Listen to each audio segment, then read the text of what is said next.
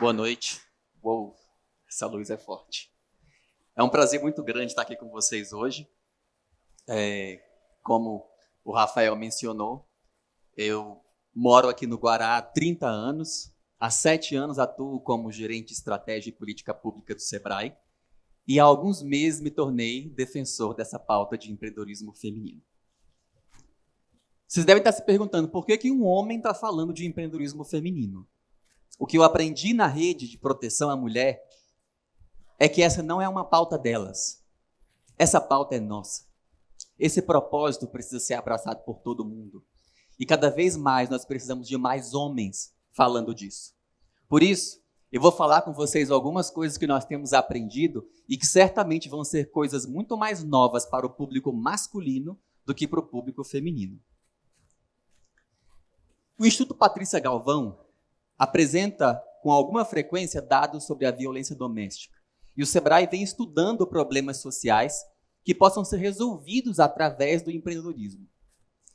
De acordo com dados desse instituto em 2022, na percepção das brasileiras, 53% das mulheres vítimas de violência não denunciam o abuso porque dependem economicamente do seu agressor. Então isso pareceu para a gente uma oportunidade. Vamos levar o empreendedorismo para essas mulheres, para que dessa forma elas consigam ser independentes economicamente e consigam romper com o ciclo da violência. Hoje, o Sebrae tem uma diretoria composta 100% de mulheres. E numa dessas conversas que eu estava tendo com a minha diretora, a Rose Rainha, que alguns de vocês devem conhecer, ela estava me apresentando a opinião dela de que para uma mulher empreender, o simples fato de ser uma mulher fazia o processo ser muito mais difícil. E esse argumento não me descia. Não consigo entender como isso pode acontecer em Brasília. Dá para a gente imaginar que numa cidade no interior, mais distante da metrópolis, mais distante do conhecimento, ainda possa ter muito resquício desse machismo e as pessoas tenham um certo preconceito com a mulher. Mas em Brasília, isso não parecia fazer nenhum sentido para mim. Fazia sentido sim pensar que a classe social em que essa mulher estivesse posicionada fosse influenciar mais. Se nós estamos falando de uma mulher pobre, ela vai encontrar muitas barreiras. Mas uma mulher que está numa classe social mais elevada, dificilmente ela vai ter tanta dificuldade.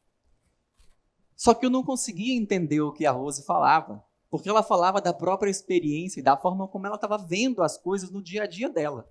Eu, como homem, não conseguiria enxergar isso. Então, a nossa discussão de opiniões rendeu um estudo. Vamos fazer uma pesquisa, identificar de fato quais são as dores, quais são as dificuldades que essas mulheres encontram para empreender. Para fazer essa pesquisa, a gente fez uma estratificação das mulheres empresárias do Distrito Federal em 4 grupos, de acordo com a renda da região onde elas estavam.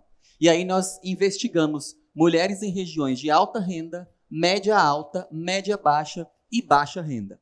Assim, a gente conseguiria ter um extrato de quais são as dificuldades que as mulheres têm e se essas dificuldades estão ou não associadas à sua classe social. Partimos para campo, ouvimos várias mulheres nos grupos focais e mais de 1.000 mulheres na amostra quantitativa, entrevistando essas mulheres pelo Distrito Federal. A primeira coisa que nós descobrimos trata-se da motivação que essas mulheres tiveram para empreender. A maior parte das mulheres empreenderam porque elas desejavam independência e autonomia. Então, isso já confirmava a nossa tese de que o empreendedorismo poderia ajudar essas mulheres a terem a própria renda e não mais se submeter a relações abusivas. Então, a nossa resposta original veio nessa pergunta. Mas também chamou a atenção o fato de que o segundo colocado no ranking era o desejo de empreender. E essa concentração foi maior entre as mulheres de baixa renda. Elas abriram um negócio pelo simples interesse, pelo desejo, pelo sonho de serem empresárias, donas do próprio negócio. Aquele binômio que a gente conhece e que a gente estuda muito quando fala de empreendedorismo, quem empreendeu por necessidade, quem empreendeu por oportunidade, só apareceram no 3º e 4º lugar do nosso ranking. O que mostra que existem muito mais razões para se empreender do que aquilo que a gente estava imaginando no começo. Em seguida, a gente perguntou quem estimulou essa mulher a empreender. E tomem essa surpresa comigo. Para 56% das mulheres empresárias do DF, ninguém as estimulou a abrir um negócio. Tudo partiu de dentro, da sua própria vontade, da sua própria motivação. Também nos preocupou um pouco como foi baixa a participação dos pais nessa decisão. E o exemplo que a Viviane deu na palestra dela ficou muito claro, como os pais reagiram quando ela disse que ia deixar de ser jornalista para abrir o próprio negócio. Infelizmente, a gente ainda não tem uma cultura de ensinar os nossos filhos a serem empresários, principalmente numa cidade como Brasília. Nós ensinamos os nossos filhos a serem servidor público. E aí, à medida que esse servidor público diminui, nós estamos fazendo mais e mais pessoas desempregadas. Então, os pais comecem a orientar os seus filhos a pensar em negócios como alternativa para o futuro. De todos os dados que a gente encontrou nessa pesquisa, na minha opinião, o mais assustador é que menos de 1% das mulheres empreendeu por um estímulo da escola. Nos países desenvolvidos já se ensina empreendedorismo na educação básica desde muito cedo. E a gente aqui no Brasil ainda tem um longo caminho a percorrer. O Sebrae já vem fazendo um trabalho associado a essa pauta na educação empreendedora, onde a gente quer levar o empreendedorismo para dentro da educação básica, principalmente na rede pública. Mas hoje, as mulheres que têm negócios foram muito pouco influenciadas pela escola e pelos meios de comunicação. A gente sabe que a grande mídia é muito formadora de opinião. E nós precisamos de mais investimento e mais esforço dessa grande mídia em estimular as pessoas a fazerem algo bom, a avançar, a pensar mais no seu futuro e considerar o empreendedorismo como uma alternativa para isso. Mas vamos falar dos desafios. Quais eram as dores que essas pessoas enfrentaram no momento de abrir e durante a gestão do negócio? A pesquisa é bastante extensa, então eu não vou conseguir entrar em detalhes, mas nós identificamos 15 fatores que podem ser considerados as dores que essas mulheres viveram e vivem na gestão de um negócio. A maior parte dessas dores se referem à falta de conhecimento. Falta de conhecimento no campo gerencial.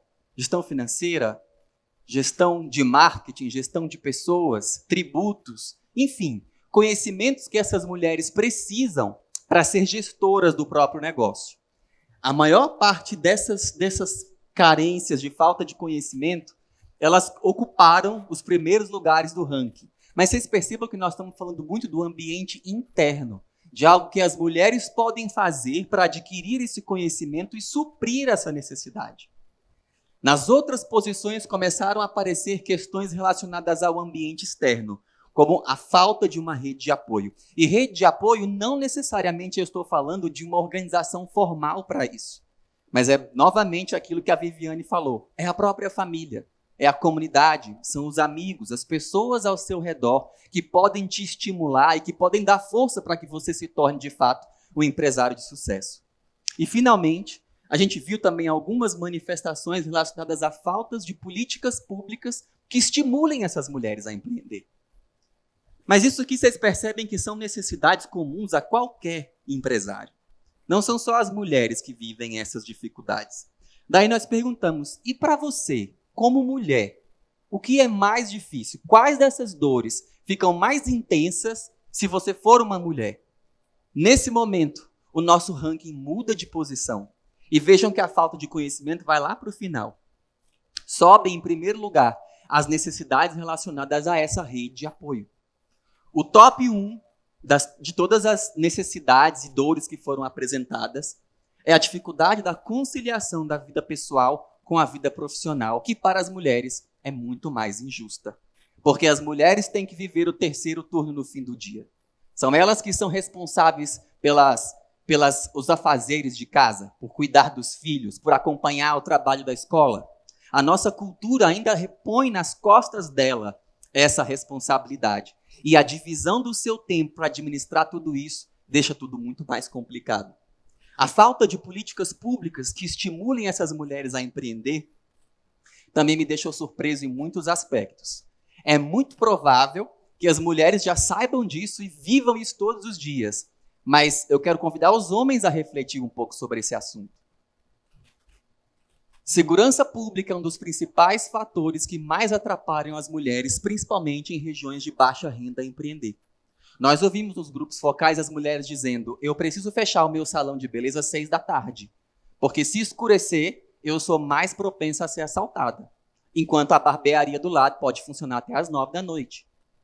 Eu não posso estar num ponto de ônibus às 9 da noite. Isso não é seguro para mim. Talvez para um homem isso não seja tão problemático.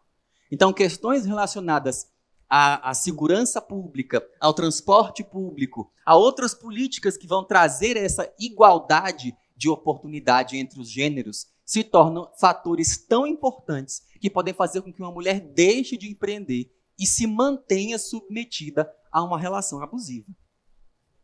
Então, a falta dessa rede de apoio, a falta de políticas públicas se referem ao ambiente externo, aquilo que está fora do controle dessas mulheres, que dificilmente elas conseguem resolver sozinhas.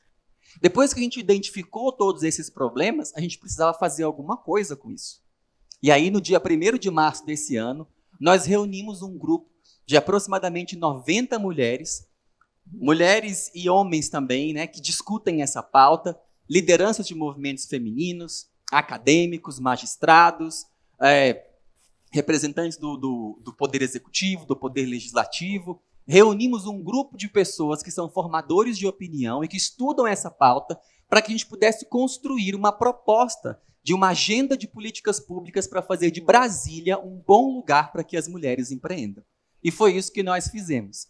Esse material está saindo do forno, então vai ser publicado no mesmo site onde está a nossa pesquisa, vocês podem acessar esse conteúdo lá. O importante para a gente trazer essa informação aqui hoje é esse olhar que eu só consegui desenvolver depois de ver dados, mas que as mulheres já têm isso no dia a dia, já lidam com isso, sabem dessas dificuldades há muito tempo. Então, em conclusão, eu queria puxar um pouquinho a atenção dos homens nessa plateia. As informações que a gente passou aqui podem ser muito conhecidas pelas mulheres, mas por nós, ainda nem tanto. E somos nós quem precisamos ser despertados. Os homens ainda ocupam a maior parte dos cargos de liderança no Brasil e no mundo. De acordo com o Fórum Econômico Mundial, vai se levar 252 anos para a gente ter um ambiente de equidade no trabalho entre os gêneros. Quem pode acelerar esse tempo? Somos nós, homens. Quando a gente vivia na caverna, a gente saía de lá por causa da nossa força física, ainda bem que eu não vivia nessa época, mas por causa da nossa força física, a gente saía da caverna e fazia a caça e a coleta. Assim a gente desenvolveu ousadia, coragem, bravura. As mulheres ficavam em casa cuidando das crianças e desenvolveram o cuidado, as relações afetivas, as relações humanas.